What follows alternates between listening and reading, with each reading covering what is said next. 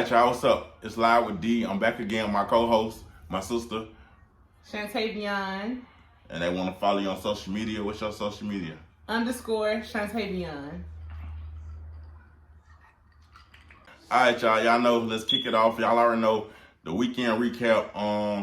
My girlfriend went to Mardi Gras, so she left me and Casey alone, as always. And we had a blast. On Thursday, I don't even remember what we did. I think we went on my mom's house and kicked it. Friday, me and my siblings got together, went to the skate room. How you like the skate room? It was cool. It was really good. Even though we didn't escape out the room, we had a good time. Yes, we did. It wasn't our fault. It was our other siblings' fault. Cause we got our room fast, so they was tripping. Yeah, we had a good time. Let me see. I think I went to Our Bar later on that night, and Our Bar always have a vibe. And I want to say Saturday, I kicked it with a couple of my homeboys. Catching my old times. We chilled and stuff. Casey with me the whole time, as you see. He with me now, and yeah, had fun this weekend. What you did this weekend? The highlights of your weekend. Highlights. Only highlight I had was the escape room. It was pretty fun though. I had a good time. I would recommend going back. Yeah. That's it. Alright, y'all. Black History Month. Since it is Black History Month, so a lot of people feel like Black History Month should be celebrated all year. And I agree. I think it should, because why just waste the month? And then they give us the shortest month of the year. Like, what the fuck is wrong with that? How you feel about Black History Month?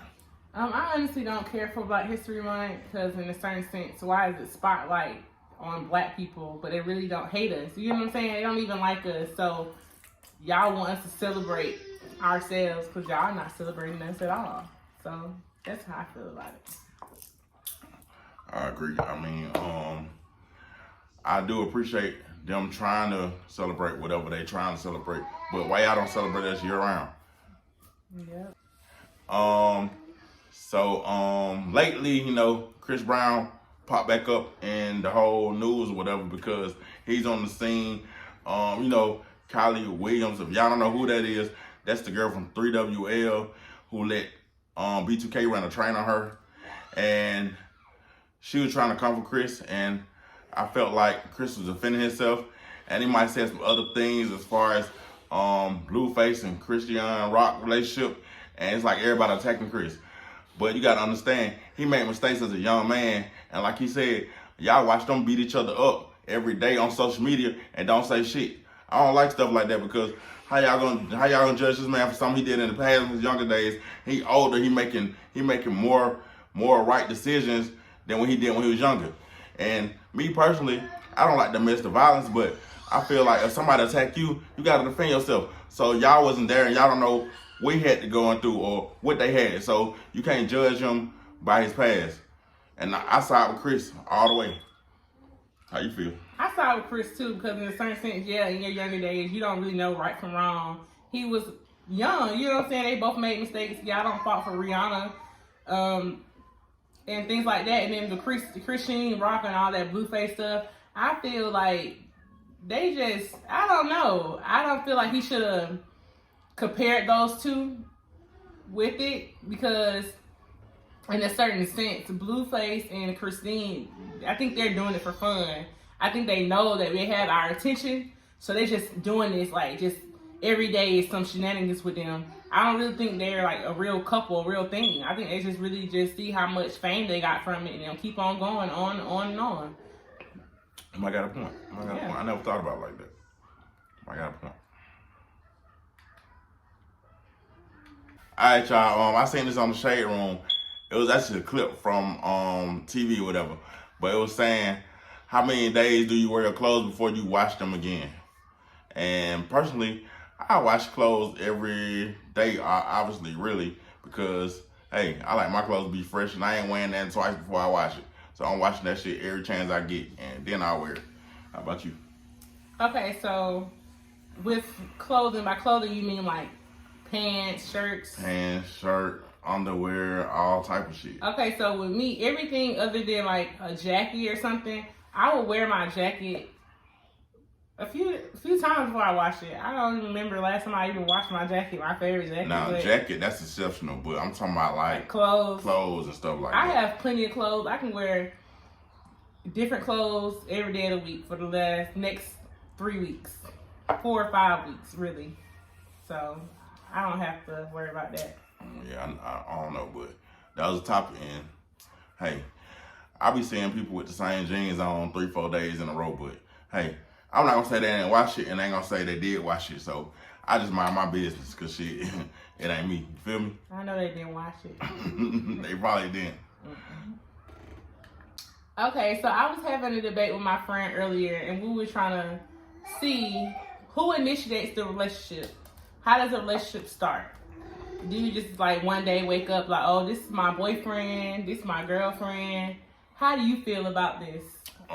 Personally, I feel like it had to be a common ground, because I feel like, well, first and foremost, I feel like females already know who they want to be with. So it's up to the man to put in that work, do what you got to do, because I feel like I say, a girl can tell you she can date you, another dude, and another dude, but whatever one being more consistent is that one gonna be her boyfriend. But ladies already know. Matter of fact, ladies know who they gonna sleep with. So you are like, usually gotta get your shit together, because she can give you all the time in the day, and she'll let you bullshit, but she will never make you her man, because she feel like, hey, you're not serious. She'll play along and go on these free dates and hang out. You can buy her drinks and all that. But when it gets serious, you'll know, because she'll start making time to spend with you. Like, she'll start calling you, say, hey, you want to hang today? You ain't got to blow her phone on no more, because you don't been consistent. You don't do whatever you got to do. So I feel like the man really initiate the relationship, because the woman just waiting. So you gotta do what you gotta do to step up and be that dude for her. That's how I feel about the situation. How you think a relationship supposed to be initiated? That's what I was asking. I was trying to figure out, you know what I'm saying? Because my friend was saying that she make the initiative. She not waiting on no guy to say, oh yeah, you my girlfriend. She gonna say, oh yeah, you my boyfriend. Well, you got some aggressive girls. Okay. Yeah, you got aggressive boys, aggressive girls, and then what's not good is two aggressive people, because that's not gonna never work out. I don't care how you put it, but two aggressive people, because somebody want to be in control, and both parties can't be in control. Somebody has to be submissive. So, hey, it is what it is, but that's how I initiate a relationship.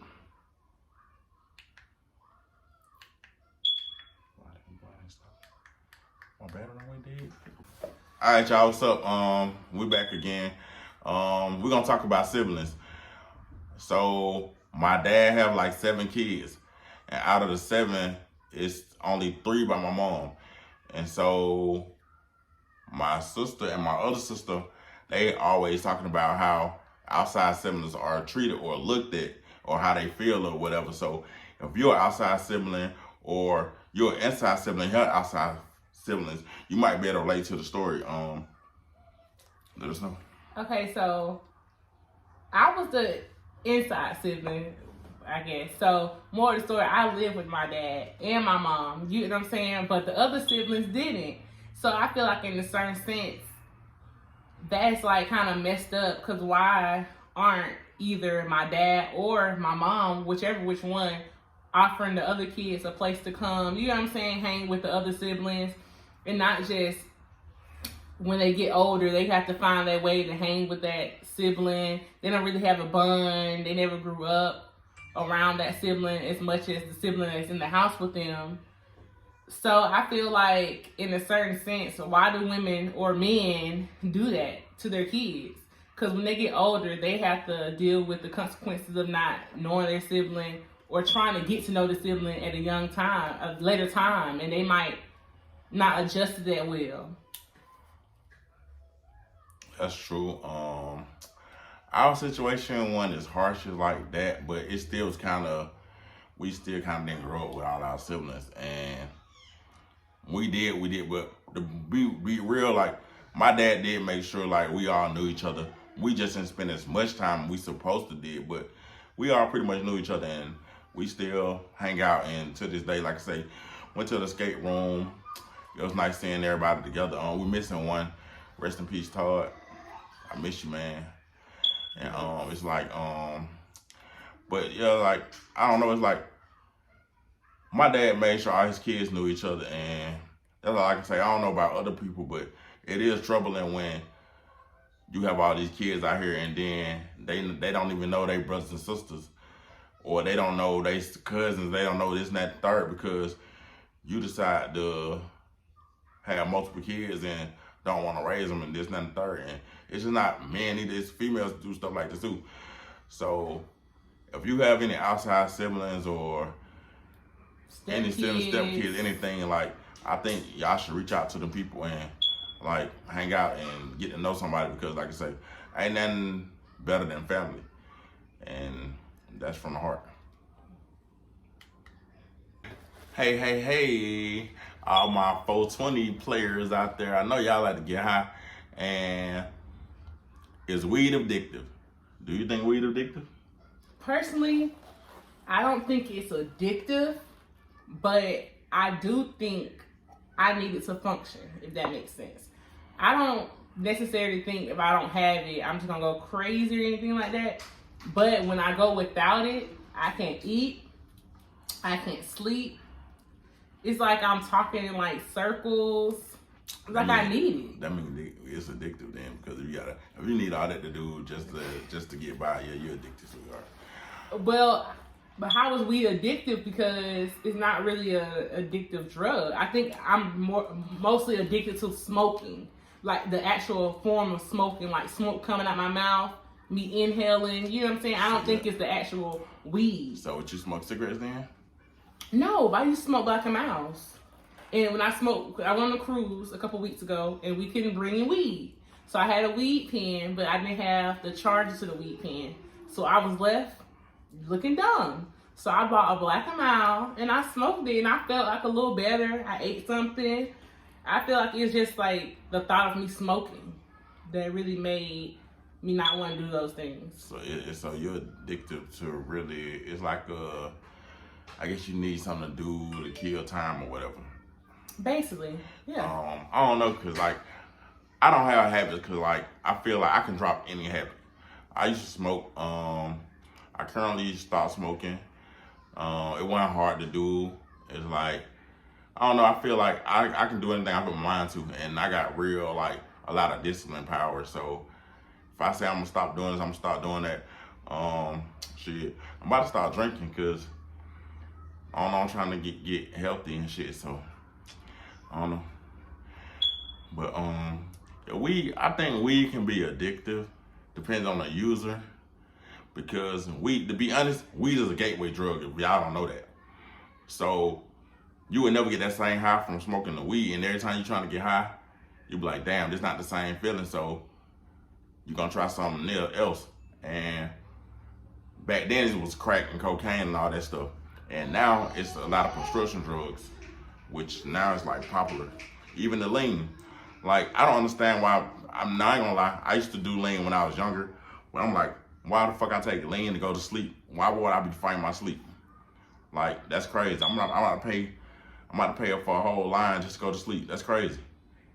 That is Zans. I don't understand why people say Zans, because it's like you're fighting your sleep, but what's the fun in that? Ain't no fun. It's very stupid. And stay off the drugs, people. All right, y'all. I got a good topic. Y'all know how I be always on entrepreneurship and this and this and this, and my sister say I be preaching too much, but I was talking to my other sister today, and she was telling me how she was trying to get an apartment, and she got denied, and she was like she wasted $85 on the application fee. I told her she didn't waste her money; it was an investment. Because if you're trying to get somewhere to stay, that's an investment. And I told her she'll go buy a pair of shoes to go wear one time, and that's a waste of money, because you go get these shoes and you've been spent $200-300 for a pair of shoes that you only gonna wear one time, but you feel like that's not a waste of money. but you feel like going to try to find somewhere to stay is a waste of money. And it's bad because our community look at stuff like that. A white person, when they're spending $200-300 on a pair of shoes, they're gonna spend that on a CPN to try to get somewhere to stay at. They'll try to get a property or something so they can rent out to somebody else so they can stay at. It's like we don't try to really build each other up because we look at stuff as a waste of money, or we prioritize what we need to spend money on or how to save money. I was just telling her today, I don't care if you save $5 a day. As long as you save something, you can save for shit $1 every week. When you get in the habit of doing something, practice make perfect. It only takes 21 days to make something, what you call that word? A habit. Yeah, so if you do 21 days, you can make something happen. And I feel like I was telling her, you can save $1 a week. $1 a week, shit, to be honest, that's $365 a whole year. I know you like, damn, what the fuck $365 can do? $365 can do a lot. If you think about it, that $365 you didn't have if you didn't save it. You don't never know. You might need some gas money. You might want to go out. You might want to go on a vacation, hotel room, rent a car. That shit add up. Imagine if you do $5 a day for $5 a day, and you want to go out to eat. Boom, that's money out to eat. Shit, all that add up. I save money any way I can, and I'm just a saver. But how you feel about that investment and wasting money and all that from what I told you today? So I get where you're coming from, but in her perspective, I guess she was trying to say, I guess in her thoughts, she's thinking, the pair of shoes I paid $200 for, $300 for, I get to keep those on my persons. You get what I'm saying? I get to wear them a couple times. They still with me. That $85 she spent on the application fee, she got denied. So she's not even going to stay there. So it is like kind of like wasting the money. But in a certain sense, it's trying to get you somewhere. I understand because you have to spend money to like make money or, do right. But in a certain sense, I do get where she's coming from. So let me ask you this though. Okay. So is them $200 shoes gonna put a roof over your head? No, but exactly. you can resell those shoes maybe for $150 or $100 maybe, and you will have some money to go towards something else. To get a hotel room, huh? I guess so. If you gotta stay in a hotel, you gotta stay in a hotel. At least you're fresh. I don't condone this, y'all. I'm just saying, because in a certain sense, that them $300 shoes, them $200 shoes, all that stuff you just named, right? The $85 you just wasted. But all these shoes you probably wore once, they still in good condition. So you can take all that and go sell it. Now you back living large. But where you gonna stay at though? You gotta have a roof on your head. But you can sell all the shoes, and you can probably have a place to stay. Because I know my shoes cost some money. When I start to sell all my shoes, I can have maybe like my whole rent and some change. Like probably more than that. A couple months rent. Like off some shoes. Just shoes alone. Imagine my clothes. So I kind of understand what you're saying, but you can come up. You can come up.